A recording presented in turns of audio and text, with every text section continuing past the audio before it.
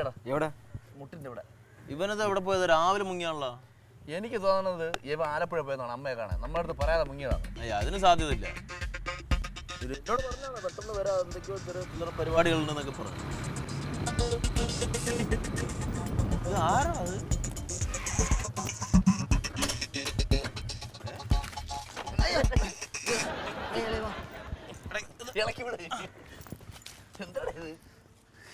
സ്വന്തം വണ്ടി അല്ലല്ലേ, അതിന്റെ കുഴപ്പം.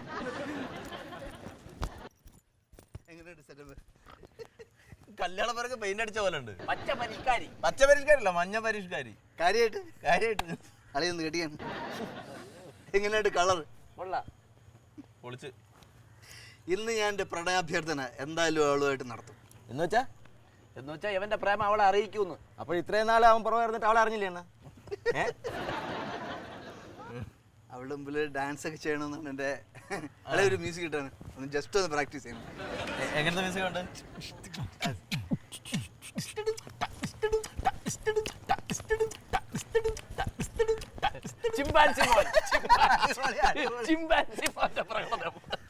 മൂൺ വാക്ക് ഉണ്ട്. മൂൺ വാക്ക് ഇതൊക്കെ കളിക്കോ? ഇതൊക്കെ ചെയ്തിട്ട് വേണം പറയാൻ. അല്ല പറയാ, ഇതൊക്കെ എവിടെ ഒപ്പിച്ച്? ഇതൊക്കെ വാടക എടുത്ത്. എനിക്ക് ഏറ്റവും ഇഷ്ടപ്പെട്ട പച്ച ഗ്ലാസ് ആണ്. അപ്പോ സൂപ്പർ ആയിട്ടില്ലേ? അപ്പൊ നമ്മളെല്ലാ സപ്പോർട്ടും ഉണ്ടാവും. ധൈര്യമായിട്ട് വയ്ക്കും. ഓക്കെ.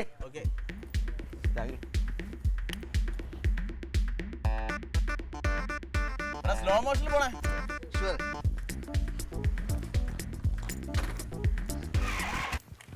പതുക്കെ. ഇതൊക്കെ മാറ്റാറായില്ല രവിണ്ണ. കൊറേ മുണ്ട്, കൊറേ പച്ച പുള്ളികൾ, ഷർട്ട് എല്ലാ ആഴ്ച കളയടാ ഞാൻ. ഓക്കെ.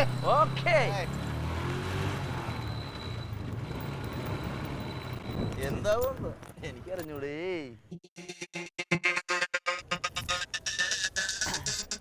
ഓമലാളെ കണ്ടു ഞാൻ പൂങ്കിനാവിൽ, താരകങ്ങൾ പുഞ്ചിരിച്ച നീലരാവിൽ.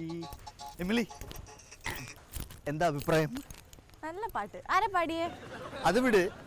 നമ്മൾ തമ്മിൽ ഒരുമിച്ച് ചേരേണ്ടതിന്റെ ആവശ്യകതയെ പറ്റിയിട്ട് എന്താ അഭിപ്രായം?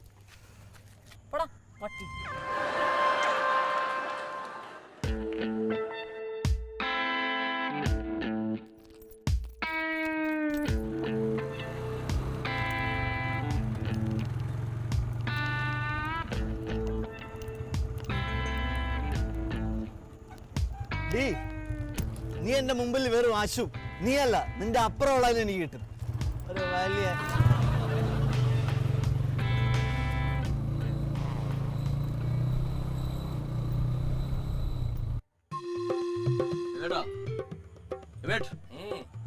ഈ ഗാന്ധി ജയന്തി മാറ്റി വെക്കാൻ വല്ല സാധ്യത ഉണ്ടോ? എപ്പോഴത്തേക്ക്? നവംബർ 4 ആണെങ്കിൽ സൗകര്യം. കല്യാണതാ.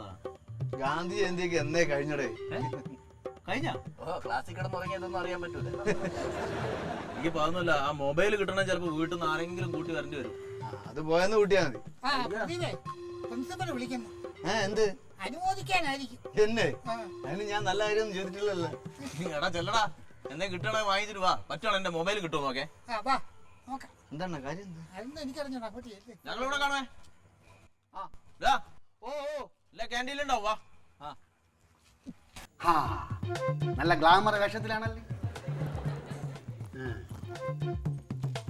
കഴുത്തോനെ കൊള്ളാം, ബാക്കി അങ്ങോട്ട് കൊള്ളായി. തലയിലെന്തിനെ പാവാട വലിച്ചെറി കെട്ടിക്കണം. നീ എന്നതാ കൊച്ചിന് അനാവശ്യം പറഞ്ഞു? ചോദിച്ചിട്ടില്ല ഇതിന് അനാവശ്യം പറഞ്ഞെന്ന്. അനാവശ്യമൊന്നുമില്ല സാർ, ആവശ്യമെന്ന് പറഞ്ഞു. നിനക്ക് ആവശ്യം എനിക്കറിയാം. എന്നാ നിന്റെ ഫാദറിനെ വിളി. എന്തിനു സാർ? നിനക്കോളെ കെട്ടിച്ചേരാടാ. കല്യാണം കഴിക്കുമ്പോൾ അച്ഛൻ അറിയുന്നേ.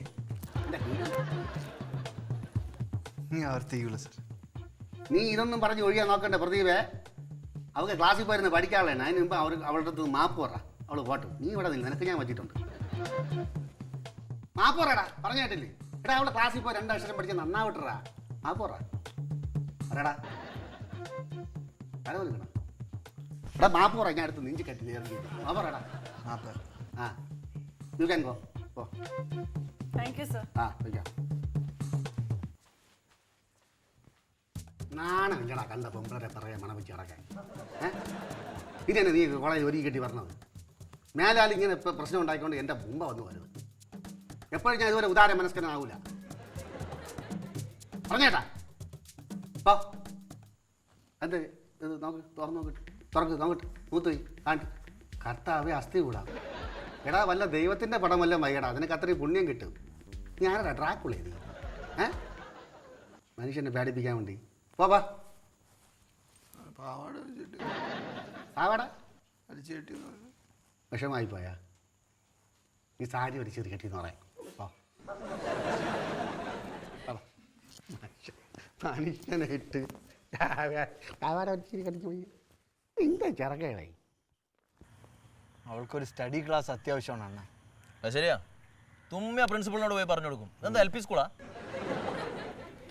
ഇതുകൊണ്ട് പറഞ്ഞ അവളുമാര് അങ്ങനെ വിട്ടാ പറ്റില്ല. പോയി ചോരയുടെ അവൾമാരെടുത്ത്.